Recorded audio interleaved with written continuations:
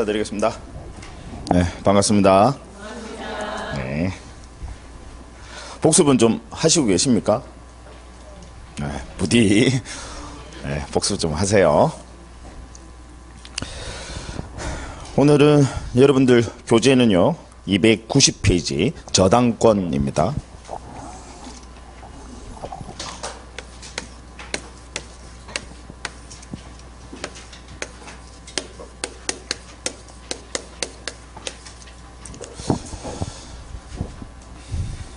우리 물권법에서 이제 마지막으로 나오는 내용이고요. 여러분들 뭐 시험에 뭐 당연히 출제가 됩니다. 뭐 심지어 한 2문제 이렇게 출제가 되기도 해요. 출제 비중이 상당히 높은 부분이죠. 일단 우리 저당권의 요건부터 한번 살펴볼게요. 일단 여러분 저당권이 담보물권이다라는 거는 알고 계시죠?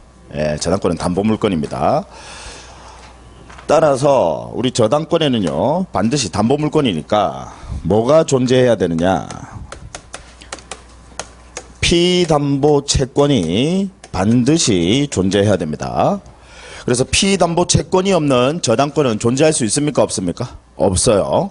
그래서 여러분 우리 저당권의 우리 담보물권의 법적 성질 지난 시간에 공부했었거든요. 기억나세요? 부종성이 있다라는 거. 부종성. 그 다음에 수반성이 있죠. 부종성, 수반성은 그냥 뭐 같은 말이라고 이해하시면 됩니다. 붙어 다닌다는 거예요. 다만 주의하실 것은 여러분 피담보채권과 저당권은요 합쳐서 하나의 권리입니까? 아니면 별개의 권리입니까? 별개의 권리다라는 거. 피담보채권과 저당권은 별개의 권리지만 다만 서로 연관성이 있지 않습니까? 그래서 부종성, 수반성 원칙에 따라서 붙어 다닌다. 그럼 이 중에서 주된 권리는 뭡니까? 여러분 주된 권리는 채권이 주된 권리고요. 저당권이 종된 권리입니다. 따라서 채권이 소멸하면 저당권도 같이 소멸하죠. 근데 반대로 저당권이 소멸한다고 채권이 소멸하는 겁니까? 그건 아니다. 그죠? 부종성.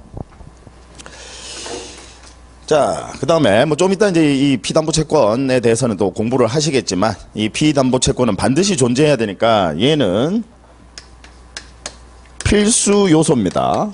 여러분 우리 왜 지난 시간에 전세권 했었죠? 전세권의 필수 요소 뭐 있었던가요? 전세금 필수 요소다 그죠? 우리 저당권에 있어서 이 피담보채권은 반드시 필수 요소이니까 얘도 등기부에 반드시 필요적으로 기록해 주셔야 돼요. 즉 필요적 등기사항이다라는 거.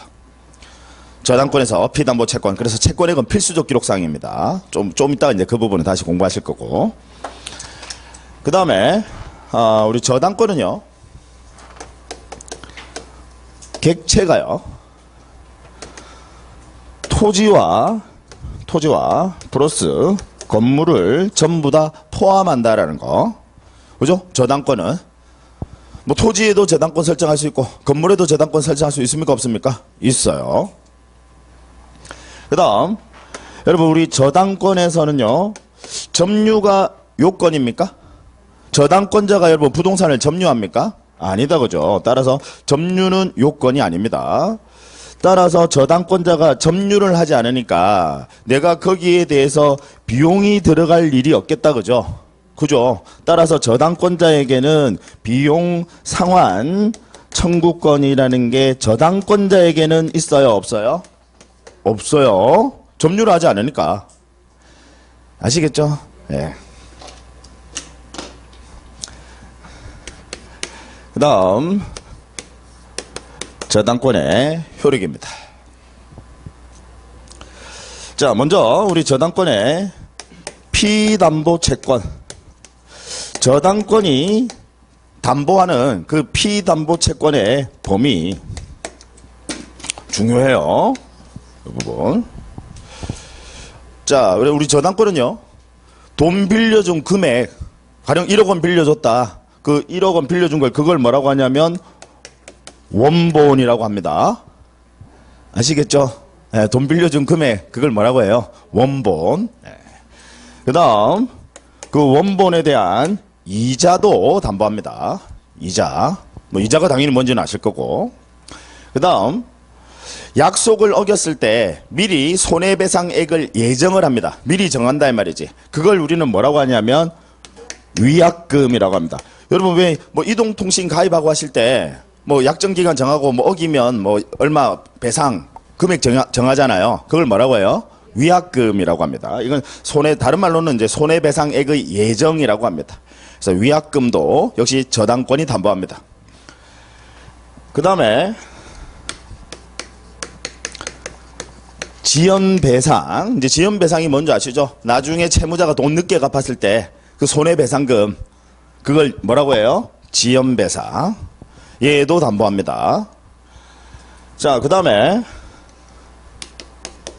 저당권자가 나중에 채무자가 돈 안 갚으면 여러분 경매에 들어갈 수 있는 거 아시죠? 예. 그럼 경매 들어갈 때 들어가는 비용을 그걸 뭐라고 하냐면 실행비용이라고 합니다. 경매 비용 이야기 하는 거예요. 그래서 여러분 경매에 들어갈 때는요, 우리 경매가 들어가게 되면 이제 집행관이 조사를 나가거든요.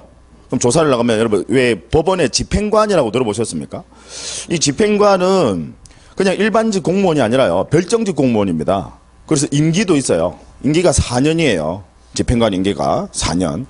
그래서 주로 이제 법원 퇴직하신 공무원분들이, 퇴직 공무원분들이 주로 하시던데, 뭐 어떤 분이 그런 말씀을 하시더라고요. 뭐 제가 들은 이야기를 그대로 뭐 전하면, 뭐 법원 공무원 한 30년 일할 때 이제 번 돈보다 집행관 4년 할 때 번 돈이 더 많다고, 뭐 그 정도로. 근데 이제 제가 이제 뭘 말씀을 드리려면 돈을 많이 번다 그 말씀을 드리고자 하는 게 아니라, 우리 집행관은요, 이 국가로부터 월급 받는 게 아니라 집행관 수수료 받습니다. 경매 신청하신 분들이 그래서 이런 비용들 전부 다 내셔야 돼. 집행관 수수료, 그 다음에 이 공고를 해야 되거든요. 뭐 공고 비용이라든지, 그 다음에 이제 경매가 들어가게 되면 이제 감정평가사한테 감정평가를 합니다. 그러면 이런 감정평가 비용, 이런 것들을 전부 다 뭐라고 해요? 실행 비용이라고 합니다. 경매 비용 이야기하는 겁니다. 얘도 역시 저당권이 담보한다는 거. 그래서 뭐 굳이 객관식 시험이니까 외우실 필요는 없지만, 뭐 이왕이면 외워주시면 좋죠. 원의, 위지실 이렇게. 뭐 굳이 외우시려고 억지로 하실 필요는 없어요. 안 그래도 지금 머리 복잡하고 바쁜데. 예. 외울 거 많다 그죠? 예. 그래서 그냥 보시고 뭐 기억나는 정도만 하시면 됩니다. 그래서 이런 것들을 다 담보하는데, 근데 이제 여기서 여러분들 좀 기억해 두셔야 될 거. 저당권은 지금 얘들을 전부 다 담보합니다. 저당권이요. 근데 이 원본은 아까 채권액 이야기하는 거거든요. 얘는 저당권에 있어서 필수 요소다, 그죠? 예, 따라서 얘는 반드시 필요적으로 등기하는 필요적 등기사항입니다. 그러니까 등기부에 얘가 빠지면 돼요, 안 돼요? 안 돼요. 그럼 등기부에 여러분 빠지면 안 된다는 것은 저당권 설정 등기를 신청할 때 반드시 신청서에 이 내용이 들어와 있어야 돼. 안 들어오면 각하시킵니다. 무슨 이야기인지 아시겠죠? 예, 반드시 들어와야 돼.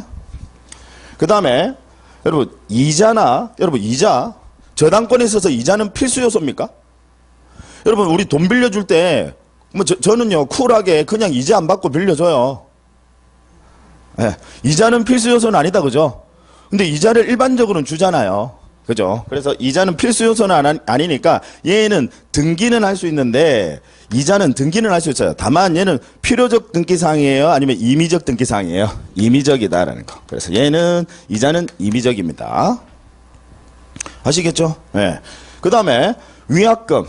여러분 일반적으로는 뭐 위약금 약정, 주로 우리 돈 빌려주면서 위약금 약정 해요, 안 해요? 뭐 주로 하지 않습니다. 근데 하기도 하죠. 그리고 이 위약금은 어차피 저당권 설정 계약 당시에 혹시나 네가 어기면, 여러분 왜 이동통신도 계약할 당시에 혹시나 네가 어기면 얼마, 뭐 100만 원이면 100만 원 정하지 않습니까? 그죠? 그래서 얘는 계약 당시에 정할 수 있고 뭐 정하는 경우도 있긴 하니까 역시 등기는 할 수 있습니다. 다만 필요적이에요, 임의적이에요? 임의적. 그러니까 이런 것들은 외우시는 게 아니라 이해하셔야 돼요. 임의적 등기사항이다. 자, 근데 생각해 보시면요, 지연배상이라는 건 나중에 얘가 지연할지 안 할지 몰라. 그럼 지금 당장에 저당권 설정 계약을 하실 때요, 여러분 생각해 보시면 이 지연배상액을 미리 특정할 수 있습니까? 얼마나 늦게 갚을지도 알 수 없잖아요. 지금 이해하시겠죠? 지금 저당권 설정 계약 당시에. 그럼 저당권 설정 계약하고 이제 저당권 설정 등기할 건데, 그럼 등기할 그 시점에 특정할 수가 없지 않습니까? 따라서 지연배상은 얘는 등기할까요? 하지 않을까요? 하지 않아요. 이해하시겠죠? 네. 자, 그 다음에 실행비용. 여러분 실행비용도 마찬가지입니다. 저당권 설정 계약 당시에 그 실행비용이 집행관 수수료가 얼마나 올라갈지 물가에 따라서 올라가거든요. 감정평가 수수료 얼마나 올라갈지 공고비용이 얼마나 올라갈지 저당권 설정 계약 당시에는 특정할 수가 없어요. 이해하시겠죠? 예, 따라서 실행비용도 역시 등기사항이다 아니다? 아니다는 거. 등기할 사항은 아니다. 요거까지 다 알아두셔야 돼요. 외우시는 게 아니라 이해를 하셔야 돼. 다시 한번 말씀드리면 저당권에 있어서 채권액 원본 얘는 필수적 기록사항이니까 반드시 등기부에 기재해줘야 된다. 얘는 필수 요소니까. 근데 이에 반해서 이자나 위약금은 저당권 설정 계약 당시에 특정할 수는 있어. 따라서 등기는 할 수 있지만 얘는 필요적이에요? 임의적이에요? 임의적이다. 왜? 안 할 수도 있으니까. 그 다음에 지연배상이나 이 실행비용 얘는 저당권 설정을 계약할 당시에 이 특정할 수 있습니까? 없습니까? 없죠. 특정 못 하잖아요. 네. 얼마나 늦게 갚을지 알 수 없잖아. 그걸 어떻게 등기부에 기재할 수가 없지 않습니까? 그 다음 실행비용도 마찬가지고. 그래서 얘들은 등기사항이다 아니다? 아니다라는 거. 자, 그 다음에 그럼 이 저당권에 있어서요. 이 지연배상을 그렇다고 예를 들어 만약에 지연배상이 돈을 늦게 갚는데 100년 뒤에 갚을 수도 있지 않습니까? 그럼 이 모든 걸 저당권이 다 담보할 수는 없다는 거예요. 그렇게 되면 다른 제3자, 다른 채권자에게 불측의 손해가 발생할 수도 있어요. 법은 공평이다, 그죠? 그래서 우리 지연배상은요, 민법에 따르면 저당권은 1년분만 담보합니다. 이 부분 시험에 출제돼요. 1년분만 담보한다. 법의 취지는 아시겠죠? 네.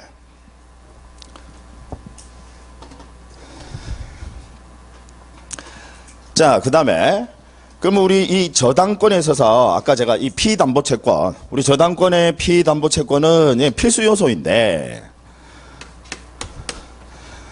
반드시 금전채권일 필요는 있다 없다? 없다라는 것도 알아두세요.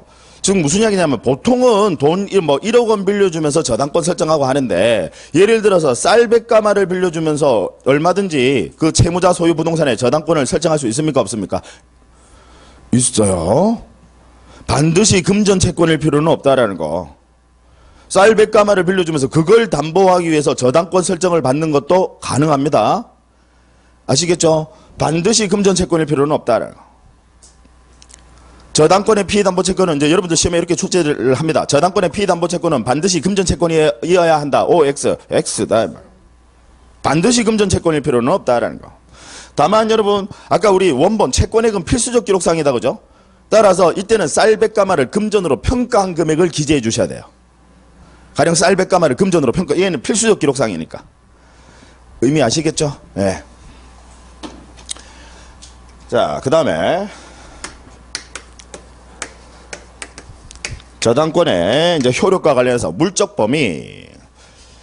자, 저당권은요, 당연히 저당의 목적물은 저당권의 효력이 미칩니다. 그죠? 당연히 미치죠. 그래서 얘 이제 경매에 들어가서 여기 나온 금액 가지고 저당권자가 돈 배당받아 간다 이 말이지. 당연히 목적물에는 저당권의 효력이 미칩니다. 그 다음에 이제 부합물 뭔지 아신다, 그죠? 부합. 자, 부합물은 분리가 돼야 안 돼요? 안 돼요. 그래서 얘도 같이 분리가 안 되니까 저당권의 효력이 미치는 것으로 합니다. 같이 경매에 들어간다 이 말이지. 그 다음에 이제 종물 역시 뭔지 아시죠? 예, 종물은 주물의 상용에 이바지하는 종된 물건을 종물이라고 합니다. 그러면 여러분 제가 또 한번 물어볼게요. 종물은 독립한 물건은 맞습니까? 아닙니까? 맞아요. 종물도 독립한 물건입니다. 다만 주물의 상용에 이바지한다, 그죠? 그래서 얘가 우리 대법원 판례가 횟집의 수족관이라든지 뭐 주유소의 주유기라든지 그 다음에 우리 뭐 구분건물 소유권의 대지권 같은 이런 종된 권리들 독립한 권리 물건은 맞아요. 다만 주물의 상용에 이바지하니까 우리 경매 들어갈 때 한꺼번에 같이 들어가도록 합니다. 종물도 시험에 잘 출제됩니다. 이 부분. 그 다음에 그럼 과실은 어떠냐? 과실. 자, 여러분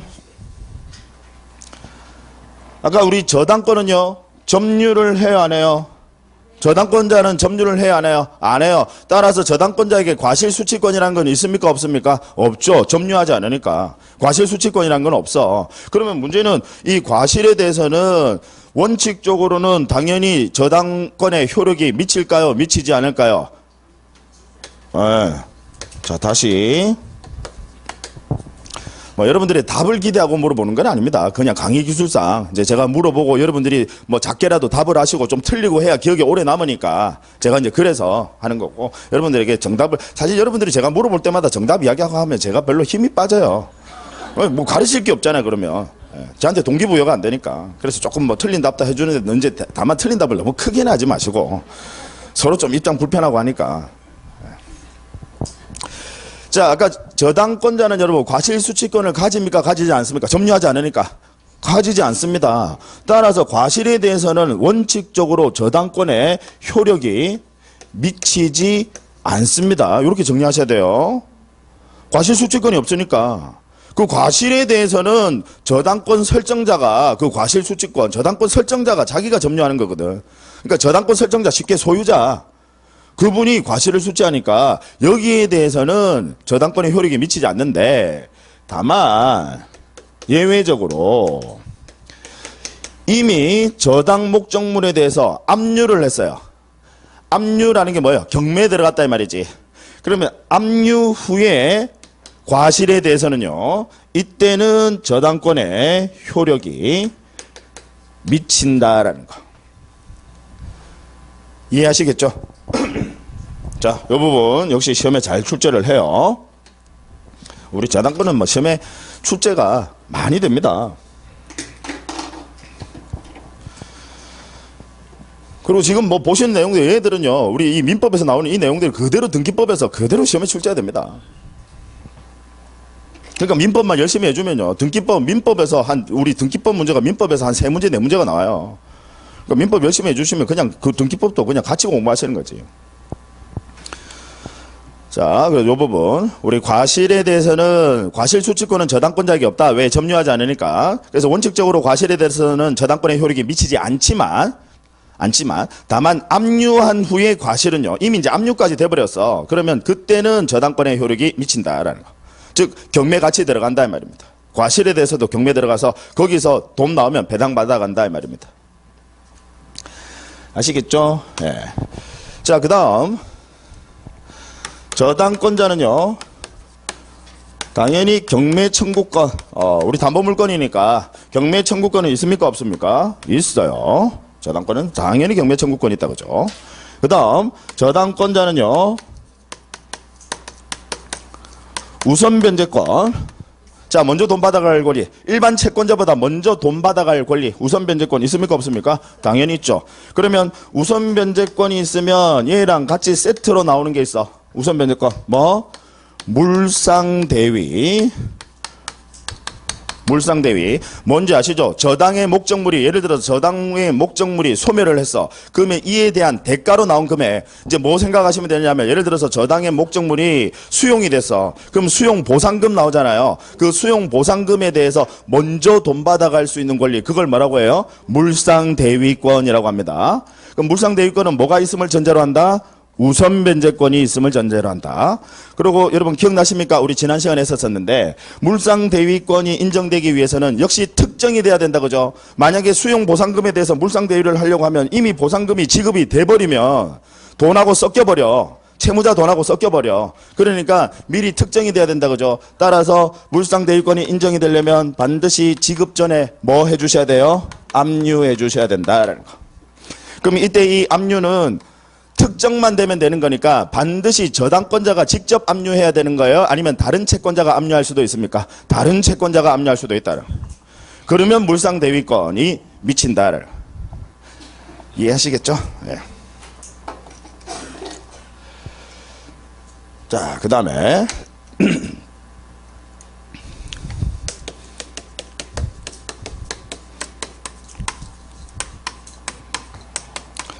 일괄 경매 청구권.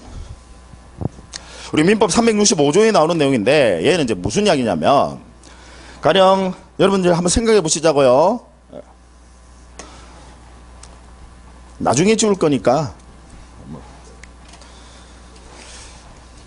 자, X라는 토지가 있습니다. 토지 소유자가 가령 갑이에요. 갑이라는 사람이 얘가 토지 소유자인데 이 갑이라는 사람이 을에게 저당권을 설정을 해줍니다. 그러면 을이 저당권자, 즉 채권자다 이 말이지. 얘가 이제 채권자예요. 근데 저당권 설정 당시에는 건물이 없었어. 저당권 설정 당시에는 건물이 없었어요. 근데 얘가 갑이라는 사람이 저당권이 설정된 이후에 나중에 Y라는 건물을 갑이라는 사람이 신축을 했다는 거야. 즉 건물 신축을 언제 했느냐면 토지에 대한 저당권 설정 후에 신축을 했다라는 거죠. 자, 그럼 여러분들 한번 생각해 보세요. 만약에 자 지금 을은 갑이 돈 안 갚으면 뭐만 경매 들어갈 수 있어요? 토지만 경매 들어가겠죠. 그럼 토지가 경매 들어가게 되면 위에 건물이 있으면 이 토지 제대로 된 가격에 낙찰이 될 수 있을까요? 없을까요? 없죠. 혹시나 법정지상권에 문제가 발생할 수도 있고요. 물론 이제 이 경우에는 이게 증명이 된다면 법정지상권은 발생하지는 않습니다. 다만 어쨌든 토지가 낙찰이 되더라도 여기 건물이 있으면 건물의 철거 부분이 또 문제가 될 거예요. 그렇다고 건물 소유자가 있는데 내가 함부로 막 철거를 할 수는 없거든. 그럼 철거하려면 또 이 소송, 상대방이 응하지 않으면 어떻게 하셔야 돼? 소송하셔야 돼. 그럼 이건 소송하면 판결 받으셔야 돼. 몇 년이 걸릴 줄 몰라. 그럼 제대로 된 가격에 당연히 낙찰이 될 수 있을까요? 없을까요? 없어요. 그걸 예정하면서 누군가가 이 토지를 제대로 된 가격에 낙찰받지는 않을 거다. 따라서 저당권자에게는 불측의 손해가 있습니까? 없습니까? 있어요. 그래서 이 토지와 건물을요, 한꺼번에 경매를 청구할 수 있는 권리를 줍니다. 누구에게요? 저당권자에게. 건물에 대해서는 지금 저당권이 설정돼 있어요? 안 돼 있어? 안 돼 있어요. 근데 한꺼번에 경매를 청구할 수 있습니다. 그래서 이 토지 건물을 한꺼번에 일괄해서 경매 청구를 허용한다라는 거. 이걸 우리는 일괄 경매 청구권이라고 합니다.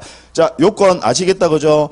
최초의 토지에 저당권이 설정됐고 그 당시에는 건물이 있었어요, 없었어요? 없었어. 그 이후에 나중에 건물을 신축했다는 거. 토지 소유자가.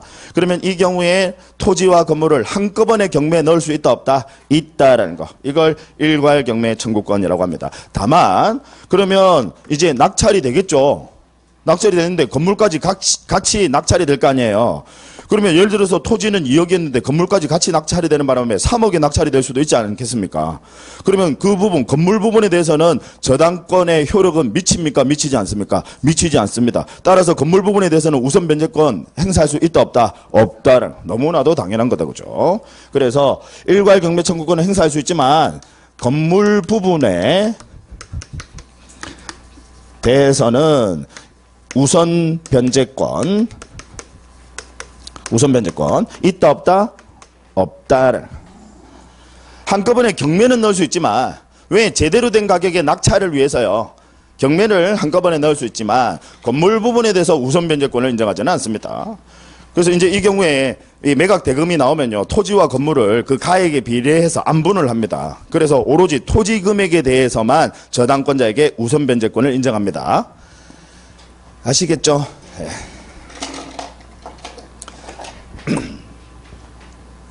그 다음에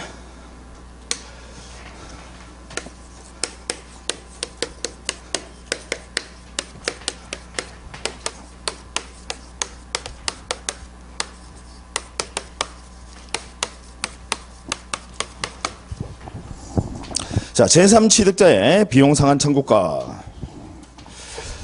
자, 아까 여러분 저당권자는 비용상한 청구권이 인정돼야 안 돼요? 안 돼요. 저당권자는 점유하지 않으니까. 그럼 이제 얘는 무슨 이야기냐? 저당의 목적물을 예를 들자면요, 여기 X라는 토지가 있어. 토지가 있고 여기 Y라는 건물이 있습니다. 가령 둘 다 갑소유예요. 갑소유인데 저당권이 현재 가령 을에게 각각 토지 건물이요, 저당권이 설정이 되어 있습니다. 누가 저당권자라고요? 을. 소유자는 누구라고? 갑인데, 자, 가령 이 갑이라는 사람이요, 이 건물을요 병에게 양도를 했습니다. 그럼 뭐 양도 원인은 매매건 뭐건 간에 양도를 했습니다. 그러면 이제 소유자는 누구예요? 병이 소유자입니다. 병이 소유자예요. 예. 자, 근데 아까 최초의 저당권을 설정해 준 사람은 누구죠? 최초의 저당권 설정해 준 사람은 누구? 갑이에요. 예. 근데 이제 소유자는 누구예요? 병입니다. 자, 근데 이 병이라는 사람이 이 토지 건물에다가요, 비용을 투하를 한 거야. 이제 얘가 소유자니까. 뭔가 비용 투하를 했어요. 그래서 가령 건물의 가치를 증가를 시켰습니다. 그러면 여러분 생각해 보시면요. 자, 이 경우에는 비용의 가치가 증가가 됐으니까 당연히 기존에 있던, 예를 들어 건물 가치가 2억인데 비용 가치가 1억이 증가했어. 그럼 3억이야. 그럼 당연히 더 높은 가격에 낙찰이 되겠다, 그죠?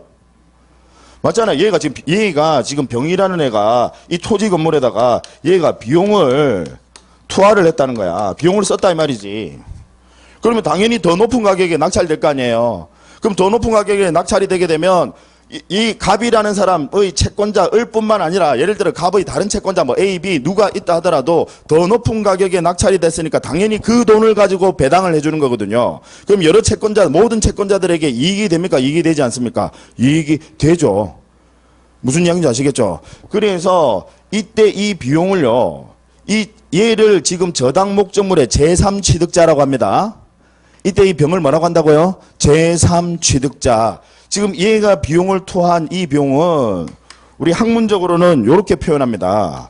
공익비용이다라고 이렇게 표현을 해요. 이 공익비용의 의미 아시겠습니까? 얘가 들어갔던 이 비용은요, 만약에 여러분 생각해 보세요. 지금 병이라는 애가 지금 얘를 샀는데, 토지 건물을 샀는데 갑자기 지진이 일어났어. 지진이 일어났어. 그래서 얘가 만약에 비용을 투하하지 않고 그대로 내버려두면 건물이 무너질 수도 있어요. 그러면 제대로 낙찰이 될까요? 안 될까요? 안 돼요. 그럼 모든 채권자들에게 피해가 있습니까? 없습니까? 있죠. 그 돈 가지고 나눠주는 건데, 경매해서 낙찰되면 그 돈 가지고 나눠주는 건데, 얘가 비용을 투하하는 바람에 모든 채권자들의 이익이 생겼다 이 말이지. 더 높은 가격에 낙찰이 될 거니까. 아니면 심지어 가격이 아주 떨어질 수 있는 걸 그걸 막았으니까. 이해되세요? 예. 따라서 얘는 공익비용이니까 만약에 이 부동산이 경매가 들어가게 되면요. 경매가 들어가게 되면 이 공익비용부터 이 비용을 투한 제3취득자에게 먼저 우선적으로 상환해 줍니다. 먼저 배당해 준다 이 말입니다. 아시겠죠? 예. 얘는 모든 채권자들을 위해서 비용을 투하를 한 거니까. 만약에 얘를 우선 상환해 주지 않는다라고 한다면요, 이 저당물의 제3취득자는 지진이 일어나도 가만히 있을 거예요. 어차피 내가 왜 내 돈 써? 나 그 돈 받지도 못할 건데. 그러면 건물이 무너질 수도 있습니다. 무슨 이야기인지 아시겠죠? 예, 그래서 이걸 우리는 제3취득자의 비용상환 청구권이라고 합니다. 우리 제3취득자의 비용상환 청구권은 우선 상환해 준다. 여러분들 시험에 이것까지 나오진 않지만요, 제가 이제 참고로 말씀을 드리면, 여러분 우리 왜 주택임대차보호법이나 뭐 상가건물 임대차보호법에 소액임차인들 최우선 변제라는 말 들어보셨습니까? 소액임차인들에게 먼저 돈을 줘요. 그걸 최우선 변제라고 하는데, 심지어 그 소액임차인의 최우선 변제보다도 먼저 가져갑니다. 아주 막강한 권리다라는 거. 왜? 얘는 공익비용으로 인정을 하니까. 얘가 지진이 일어나는데 무너질 거 막지 않았으면요, 아예 그 건물은 제대로 낙찰이 되지도 않았을 겁니다. 그럼 얘한테 먼저 우선 상환을 인정해 주지 않는다라면, 그래서 우리 법에서는 우선 변제라는 표현도 쓰지 않습니다. 우선 상환해 준다. 항상 얘부터 먼저 가져간다. 그러니까 이 물건 네가 안 무너지게 잘 갖고 줘 이 말이죠. 모든 채권자들을 위해서. 이해하시겠죠? 네.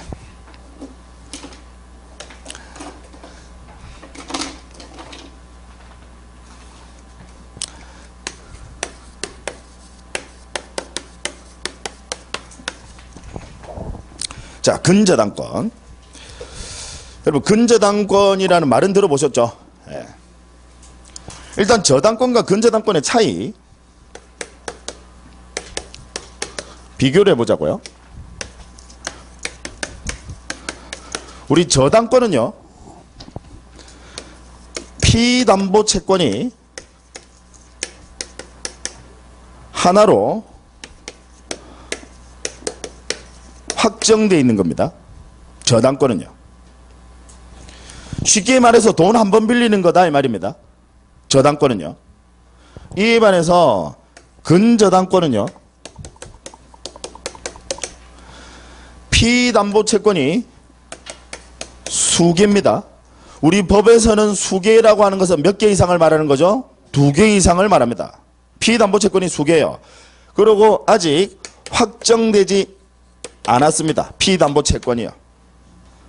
언제 얼마나 돈 더 빌릴지 모른다 이 말이지. 이걸 우리는 근저당권이라고 합니다. 자, 우리 일반인분들이요. 저당권과 근저당권, 우리 일반인분들이 잘 구별 못 하시는 게 저당권과 근저당권, 그 거의 구별 못 하시고요. 그 다음에 전세권, 임차권도 거의 구별 잘 못 하세요. 심지어 우리 중개사분들도. 왜 구별을 잘 못 하시냐면 특히 저당권과 근저당권. 여러분, 우리 집 살려고 은행 가서 돈 빌리잖아요. 돈 몇 번 빌리세요? 한 번 빌리시잖아. 돈 집 살려고 한 번 빌리시잖아요. 그러면 이론적으로 봤을 때는 뭐 설정하셔야 돼요? 저당권 설정하셔야 돼. 근데 전부 다 은행에서 뭐 하던가요? 근저당권 설정을 해. 여러분, 제대로 된 근저당 하면요. 뭐 생각하시면 되느냐 하면 진짜 제대로, 이론적으로 봤을 때 제대로 된 근저당 하면 마이너스 통장 생각하시면 돼요. 그게 제대로 된 근저당입니다. 무슨 이야기냐면 은행하고 존속기간을 정해요. 계약기간 정하는 거예요. 마이너스 통장 계약기간을 정하고 가령 1월 1일에 돈을 빌릴 수도 있고요. 2월 1일에 빌릴 수도 있고 3월 1일에 빌릴 수도 있고 이 모든 채권을 그 근저당 하나가 담보하는 겁니다. 그게 근저당이에요. 무슨 이야기인지 아시겠죠? 그러면 왜 은행에서 굳이 길을 쓰고 저당권 설정해야 될 것을 왜 굳이 근저당을 설정하느냐? 우리 근저당권은요. 피담보채권의 범위가요.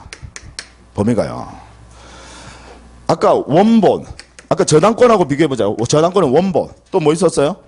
이자, 또 위약금, 또 지연배상, 또 실행비용, 비용인데 차이점이 뭐냐면 아까 저당권은 지연배상 몇 년분만 담보를 합니까? 1년분만 담보하는데 근저당권은 그러한 제한이 없습니다. 당연히 채권자에게 유리해요, 불리해요? 유리합니다. 무슨 이야기인지 아시겠죠? 그래서 은행에서는 전부 다 길을 쓰고 근저당권 설정하려고 하는 거예요. 굳이 저당권 설정하지 않고요. 그래서 현재는 저당권 설정 등기가 우리 이제 법원 통계에서 구체적으로 통계가 나오지는 않았지만요. 저당권 설정 등기 법원에서도 그런 이야기를 합니다. 사문화됐다라고 합니다.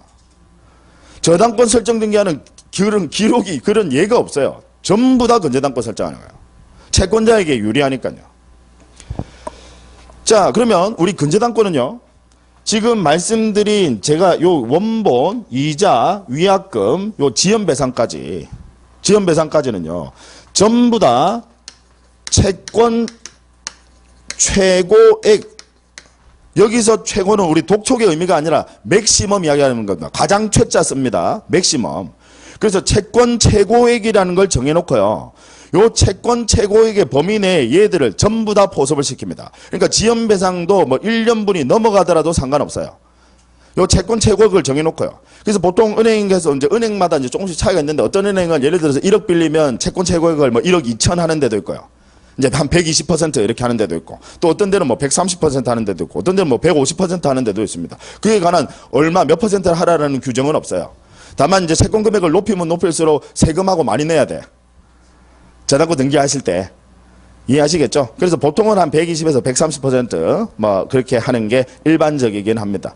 그럼 이 채권 최고액의 범위 내에 얘들이 전부 다 들어가요. 그러면 지연배상 1년분만 담보하는 겁니까? 채권 최고액의 범위 내에 포섭이 된다면 그 이상도 전부 다 담보하는 겁니까? 그 이상도 전부 다 담보한다 이 말이죠.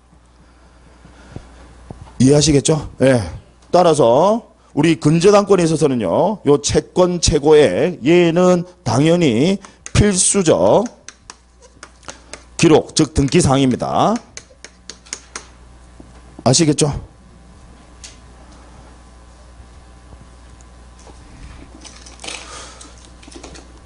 구별하시자고. 저당권이랑 그래서 근저당권은 간단해요. 그냥 채권 최고액 딱 기재합니다. 그럼 이 채권 최고액 안에는 아까 말씀드린 뭐 원본, 이자, 뭐 위약금, 지연배상 이런 것들이 전부 다 포섭이 됩니다. 그래서 예전에 우리 등기법 시험에 한번 출제를 한 적이 있었는데 뭐라고 출제를 했느냐면 근저당권에 있어서 이자는 임의적 등기사항이다. 이렇게 나왔어요. 다시 근저당권에 있어서 이자는 임의적 등기사항이다. OX.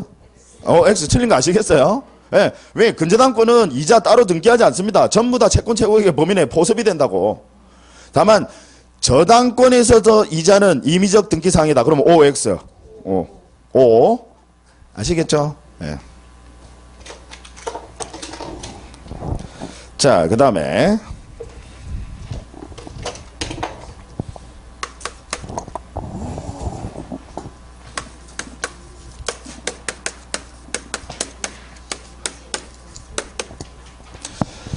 자, 근저당권의 이전입니다. 근저당권은요, 두 가지로 구분해서 봅니다. 여러분, 우리 지난 시간에 전세권 이전에 관해서 공부를 했었습니다. 이 근저당권 이전도 전세권 이전의 법리와 우리 법논리를 법리라고 하는데 그 법리가 완전히 똑같습니다. 전세권 이전이랑. 무슨 이야기냐면 근저당권도요, 피담보 채권이 확정되기 전과 피담보 채권이 확정된 후가 권리의 내용이 달라요.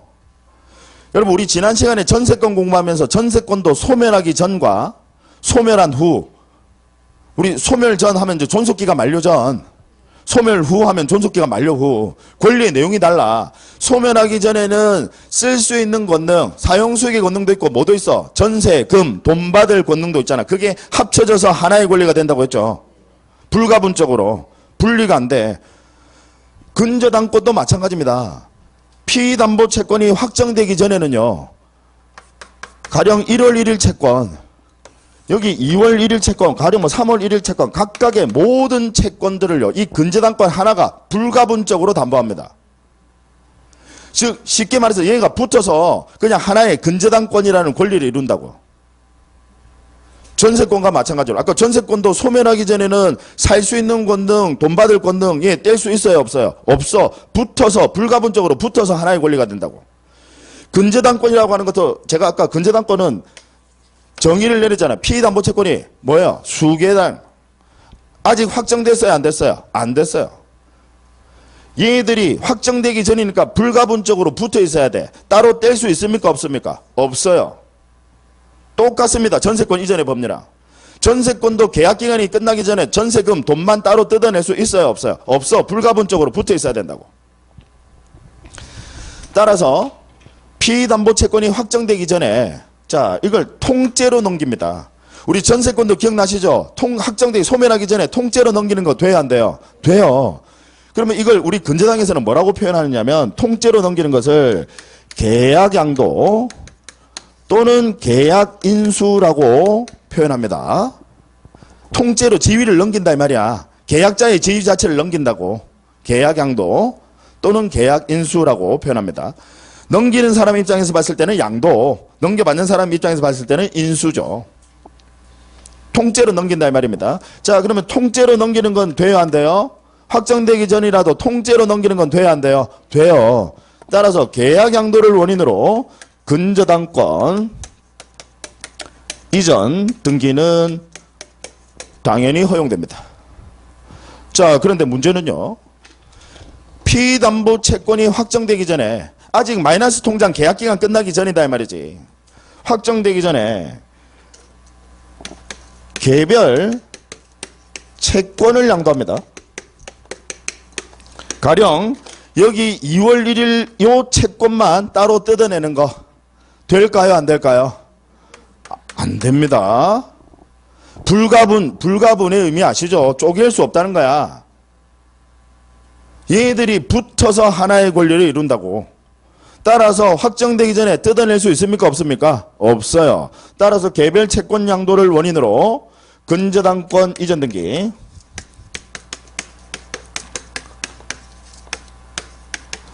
얘는 돼요, 안 돼요? 안 돼요. 이건 허용하지 않는다는 거야. 자, 그러면 이번에는 피담보채권이 확정이 됐습니다. 즉 마이너스 통장 존속기간이 만료가 됐어. 가령 1월 1일부터 뭐 12월 31일까지로 정했는데 이제 12월 30일이 도과가 됐다는 거지. 그러면 이제는 하나의 확정된 채권으로 정해져 버립니다. 그래서 학자들이 뭐라고 표현을 하느냐면 근저당권도 피담보채권이 확정이 되면 저당권과 동일한 효력이 있다라고 이렇게 표현합니다. 이제 무늬만 근저당이지 이제 하나의 채권으로 확정이 됐으니까 이제는 사실상 실질은 저당이다 이 말이에요. 이해되세요? 자, 그러면 이제 피담보채권이 하나로 확정이 됐으니까 이제는 확정된 그 채권, 이제 하나로 확정이 됐으니까 이제는 그 확정된 채권 양도할 수 있습니까 없습니까? 있어요. 전세권 이전의 법리랑 똑같아. 전세권도요, 소멸하게 되면 이제 뭐만 남아요? 전세, 금, 돈만 남습니다. 소멸하기 전에는 살 수 있는 권능, 전세, 금, 얘가 합쳐져서 하나의 권리를 이루는데 이제 전세권은 존속기간이 만료가 되게 되면 이제는 남은 건 뭐밖에 없어요? 전세, 금, 돈밖에 없어. 그러면 이제는 전세, 금 다른 사람에게 양도할 수 있습니까 없습니까? 있지. 소멸하기 전에는 전세금만 못 넘겨. 근데 이제 소멸하면 오로지 남은 건 돈밖에 없어. 그러니까 양도 가능합니다. 마찬가지죠. 근저당권도 피담보채권이 이제 확정이 되면 하나의 확정된 채권으로 정해져 버린다고. 여러분 마이너스 통장 생각해보세요. 1월 1일부터 12월 31일까지. 그럼 12월 31일이 딱 되면 이제는 하나의 확정된 채권으로 정해져 버립니다. 그러면 이제는 그 확정된 채권, 이제는 채권 양도할 수 있습니까 없습니까? 있어요. 따라서 채권 양도를 원인으로, 확정된 채권 양도를 원인으로 이제는 근저당권 이전 등기가 가능하다라는 거. 그러니까 얘만 안 돼요. 얘만. 전세권 이전의 법리랑 똑같습니다. 자, 다시 머릿속에 떠올려 보시자고요. 자, 전세권 소멸하기 전에, 존속기간이 만료되기 전에는 전세금과 그 다음에 살 수 있는 권능 얘가 합쳐져서 하나의 권리. 권리가 두 개 아니에요. 합쳐져서 하나의 권리입니다. 그러면 이제 얘는 불가분적으로 붙어 있어야 되니까 뜯어낼 수 있습니까 없습니까? 소멸하기 전에는 없어. 따라서 전세금만 다른 사람에게 양도할 수 있어요 없어요? 없어요. 따라서 전세금 반환 채권 양도를 원인으로 전세권 이전 등기를 할 수가 없습니다. 반환 채권 양도 자체가 안 돼. 소멸하기 전에는. 근데 다만 소멸한 후에는 이제는 남은 건 뭐밖에 없어요? 전세금. 그러면 이제는 전세금 채권을 양도할 수 있습니까 없습니까? 있어요. 똑같습니다.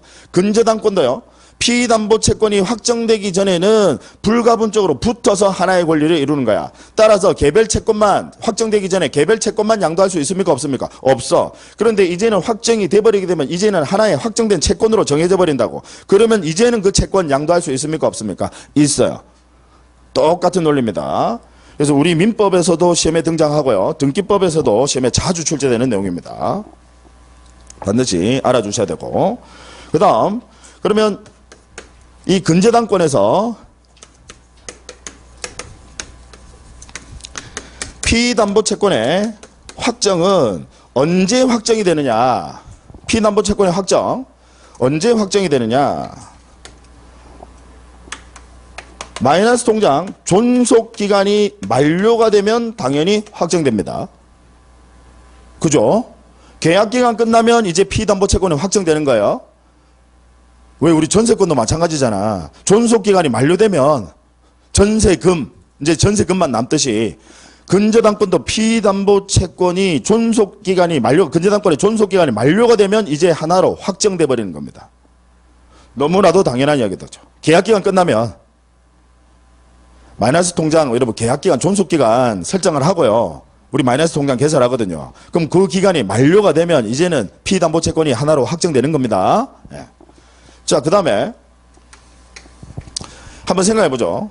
가령 근저당권자가 채무자가 돈을 안 갚아. 그럼 자기가 직접 경매를 신청하는 거야. 근저당권자는 경매 청구권이 있습니까 없습니까? 근저당권도 당연히 있어요. 저당권이 가지는 그 기능 다 가집니다. 경매 청구권이 있어. 그럼 근저당권자가 직접 경매를 청구했어. 그러면 더 이상은 이제 마이너스 통장 개설했지만 더 이상은 거래할 마음이 있습니까? 없습니까? 없어요. 따라서 근저당권자가 경매를 신청할 때 확정됩니다. 근저당권자가 직접 경매를 신청하게 되면 이제는 더 이상 거래할 마음 없는 거야. 그러면 이제 그때는 피담보 채권이 하나로 확정돼 버립니다. 자, 그런데 근저당권자 이외에 다른 채권자가 경매를 신청할 수도 있거든요. 무슨 이야기냐? 나는 근저당권자야. 그러니까 이 채무자가 나는 담보물권까지 가지고 있으니까 내한테는 이자도 주고 잘 하더라는 거지. 근데 다른 채권자한테는 이자도 안 줘. 그러니까 다른 채권자가 법원으로부터 판결받아서 경매 들어갈 수도 있지 않습니까? 무슨 이야기인지 아시겠죠? 그러면 다른 채권자가 일단 경매 들어간 시점까지는 나한테는 이자 잘 주고 있어. 근저당권자 입장에서 봤을 때. 그러면 저는 거래를 종료할 마음은 있습니까? 없습니까? 없지. 내가 거래를 종료할 것 같으면 내가 직접 경매 넣지. 무슨 이야기인지 아시겠죠? 따라서 다른 채권자가 경매를 신청할 때는 그때는 언제 피담보 채권이 확정이 되느냐? 매각 대금 완납 시에 확정이 됩니다.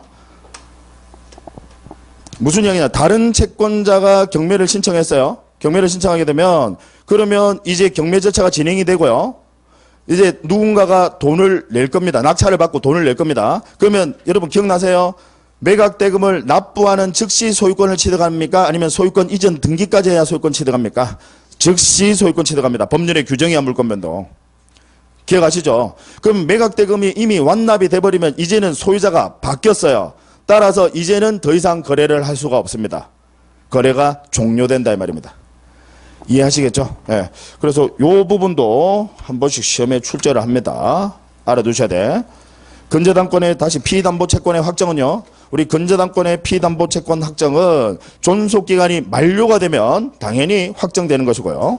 그 다음 근저당권자가 직접 경매를 신청을 했어. 그럼 거래할 마음 없는 거야. 그러니까 역시 그때 피담보 채권은 확정됩니다. 그 다음 다른 채권자가 경매를 신청했을 때는 나는 지금 근저당권자 우선 변제권을 가지고 있는 나는 지금 경매 신청 안 했어. 왜? 내한테는 이자 잘 주더라는 거지. 근데 다른 채권자가 경매를 신청할 수도 있거든요. 그럼 그때는 매각 대금이 완납이 되면 소유자가 바뀝니다. 그 사람 다른 채권자가 경매 넣어서 누군가가 낙찰을 받고 매각 대금을 납부를 하게 되면 이제 그 납부한 사람이 소유자가 되거든. 그러면 더 이상은 이제 거래를 할 수가 없잖아요. 그래서 매각 대금 완납 시에 피담보 채권이 확정된다.